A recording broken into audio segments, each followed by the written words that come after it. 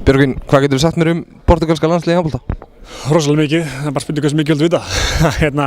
er þetta lið sem við þekkjum ágætlega út af því við varum að spila móti í janúar, en lið sem á mikill uppleið og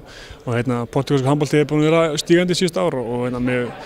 gríðarlega mikið af sterkum leikmönnum, sérstaklega tvo svona sem spila Porto, sem lið sem í meistaradeildinni, þannig að þeir eru líka komin með mikla leikareynslu í alvöru leikjum, þannig að þetta er stórhættulega lið sem við þurfum að eitthvað besta leik til að vinna. En þetta er samt lið sem við eigum að vinna, eða ekki? Jú, á þessum blessa pappír, þá er það bara þannig, en við áttum líka að vinna í janúar, þar við erum með einu eða tveimur, þannig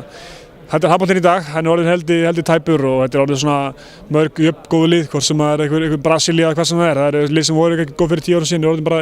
toppklassa heimsklassa í dag þannig. Og meðan við erum kannski ekki að spila okkar besta, þá getum við ekki verið að leiða okkur að vanmeta neitt neða, þannig við þurfum bara að vera virkilega klárir og vonandi ná öll okkar fram á þessum síðustu metrum sem við erum á. Ég held að við getum verið sammála um það að seinustu 2 stórmót hafa verið okkur mikil vonbrigði. Upplifirðu það þannig að það sé einhver krísa í gangi? Nei, það er bara krísa innan liðsins bara hjá milli okkar, við erum bara ósáttir með þetta og við náum ekki að skila okkar leik, en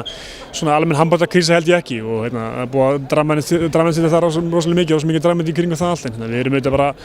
allir að komast inn á stórmótin og hvern stórmót er auðvitað bara eins og það er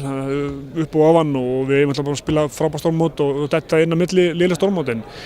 En sumarleikir eru þessi mikilvægstu leikirnir í rauninni því að þú kemst ekki inn í stórmótin, þá er það allt önnur ella sko. Þannig að við þurfum að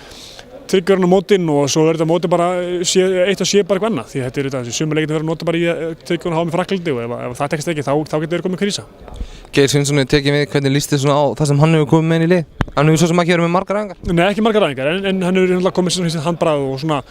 komast með gamla skólann inn í þessa baráttu og svona geðvík sem við þurfum að ná upp og hann þarf svona bara því til að byrja með og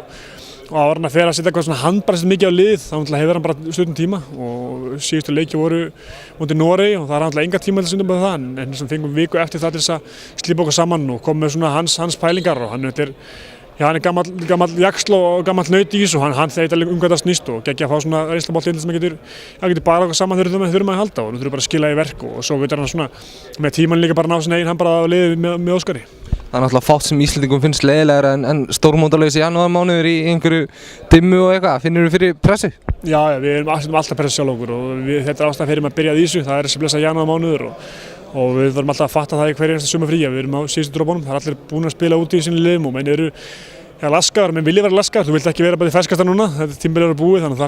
þarft að vera virkilega að berjast fyrir hverjum einasta drópa og en þannig það er þetta